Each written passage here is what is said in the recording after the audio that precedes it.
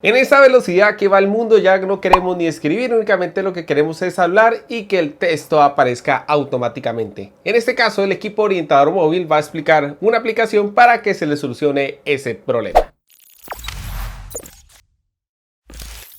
La herramienta que vamos a utilizar se llama Gboard. En algunos equipos ya viene incluida y en otros hay que descargarla, y pues sencillamente lo que hacen es entrar a su Play Store de Google, descargarla y automáticamente van a tener la aplicación.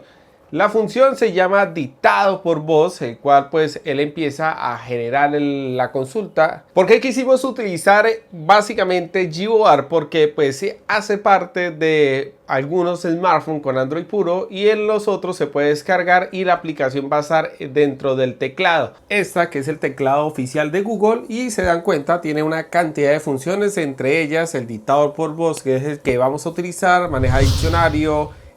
También maneja una opción de corrección de ortografía y también traducción. Entonces no es un teclado común y corriente, sino que se pueden utilizar muchas cosas más. ¿Qué vamos a hacer? Vamos a ingresar a un documento normal y acá vamos a empezar a hacer la traducción. En realidad es muy fácil hacerlo.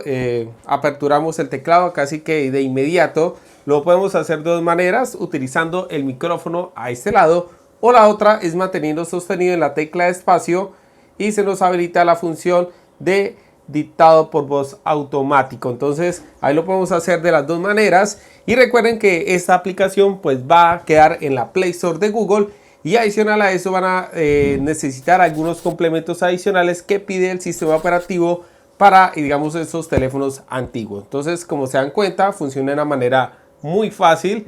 Muchas veces genera error dependiendo de la pronunciación que se utilice o la velocidad, digamos, a la hora de manejar.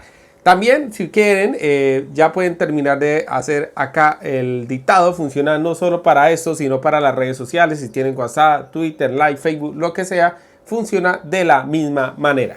Bueno amigos, esperamos que este video tutorial les haya gustado. No se olviden suscribirse a nuestro canal, como también seguirnos en todas nuestras redes sociales que aparecen en pantalla. No siendo más, chao, hasta un próximo video.